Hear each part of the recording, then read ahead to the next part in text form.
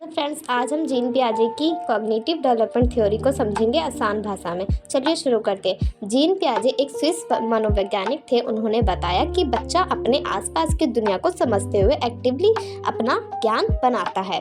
उनके अनुसार बच्चे की सोच व समझ उम्र के साथ अलग अलग चरणों में विकसित होती है। पियाजे के 4 स्टेजेस हैं। फर्स्ट है सेंसरी मोटर स्टेज, जो कि 0 से 2 वर्ष तक होता है।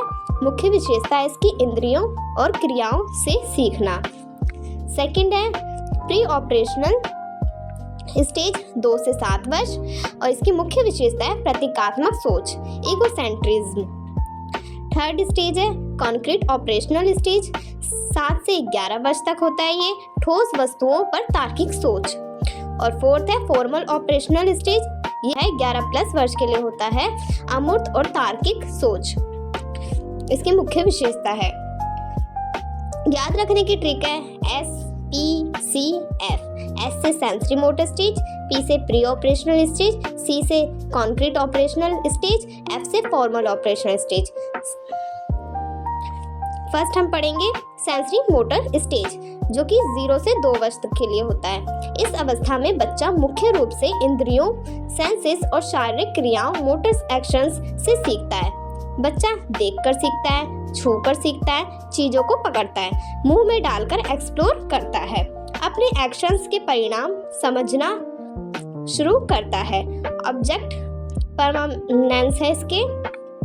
यह इस स्टेज की बहुत महत्वपूर्ण सीटेड कॉन्सेप्ट है।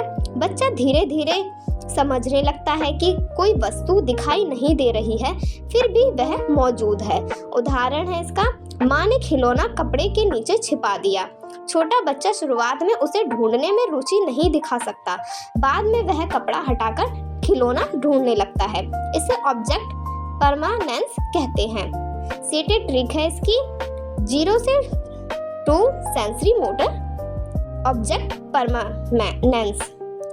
प्री ऑपरेशन स्टेज, 2 से 7 वर्ष। इस स्टेज में बच्चे की लैंग्वेज और सिंबॉलिक थिंकिंग तेजी से विकसित होती है। बच्चा किसी वस्तु को किसी दूसरी चीज के सिंबल के रूप में इस्तेमाल कर सकता है।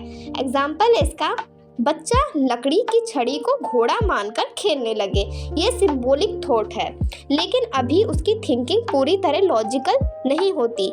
ईगोसेंट्रिज्म, यह पियाजे का बहुत महत्वपूर्ण कॉन्सेप्ट है। ईगोसेंट्रिज्म का मतलब है कि बच्चा दूसरे व्यक्ति के दृष्टिकोण, पॉइंट ऑफ व्यू को समझने में कठिनाई महसूस करता है।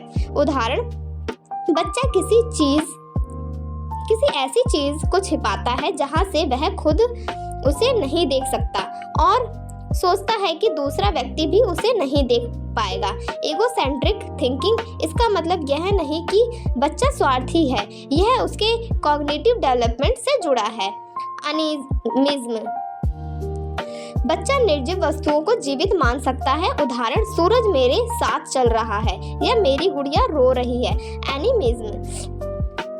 सेंट्रेशन, बच्चा किसी सिचुएशन की एक ही विशेषता पर ध्यान केंद्रित करता है और बाकी महत्वपूर्ण विशेषताओं को इग्नोर कर सकता है। उदाहरण, एक लंबे पतले गिलास में पानी देखकर बच्चा कहता है कि इसमें चौड़े गिलास से ज्यादा पानी है। सेंट्रेशन। कॉन्क्रीट ऑपरेशनल स्टेज, 7 से 11 वर्ष। अब बच्चे की थिंकिंग ज्यादा लॉजिकल होने लगती है, लेकिन उसका रीजनिंग मुख्यतः कॉन्क्रीट वास्तविक वस्तुओं और सिचुएशन से जुड़ा होता है। बच्चा क्लासिफिकेशन कर सकता है, सीरिएशन कर सकता है, कंजर्वेशन समझने लगता है, लॉजिकल रीजनिंग कर सकता है। कंजर्वेशन, बच्चा समझता है कि वस्तु का रूप बदलने से उसकी मात्रा जरूरी नहीं बदलती। एग्जाम्पल है, 2 समान गिलासों में बराबर पानी है, एक गिलास का पानी लंबे और पतले गिलास में डाल दिया। बच्चा समझता है पानी की मात्रा वही है, केवल कंटेनर बदला है। कंजर्वेशन, सीटेड ट्रिक है इसकी। Conservation, concrete operational. Formal operational stage, 11 वर्ष और आगे। अब बच्चा एब्स्ट्रैक्ट थिंकिंग करने में सक्षम होने लगता है। वह हाइपोथेसिस बना सकता है, लॉजिकल रीजनिंग कर सकता है, एब्स्ट्रैक्ट कॉन्सेप्ट्स समझ सकता है, अगर ऐसा हो तो क्या होगा जैसे क्वेश्चंस पर सोच सकता है। साइंटिफिक रीजनिंग विकसित कर सकता है। उदाहरण, अगर पृथ्वी पर ग्रेविटी नहीं होती तो क्या होता? ऐसे हाइपोथेटिकल क्वेश्चंस पर रीजनिंग करना। Formal operation thinking. पियाजे के 3 बहुत इम्पोर्टेंट कॉन्सेप्ट्स।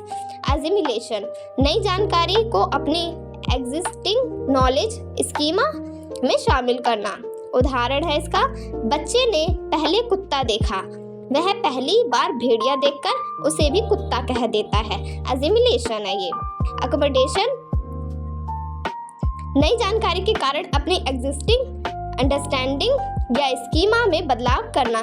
बच्चा बाद में समझता है यह कुत्ता नहीं, यह भेड़िया है।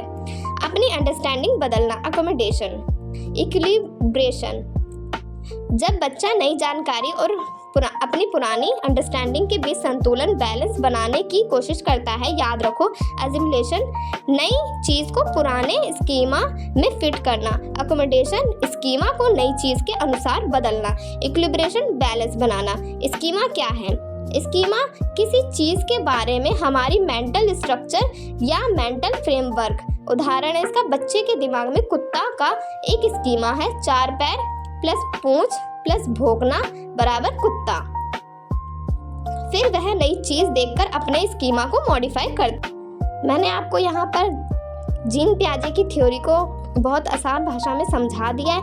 अगर आपको वीडियो अच्छी लगे तो चैनल को सब्सक्राइब कीजिएगा, वीडियो को लाइक कीजिएगा। Thank you for watching video. मिलते हैं नेक्स्ट वीडियो में।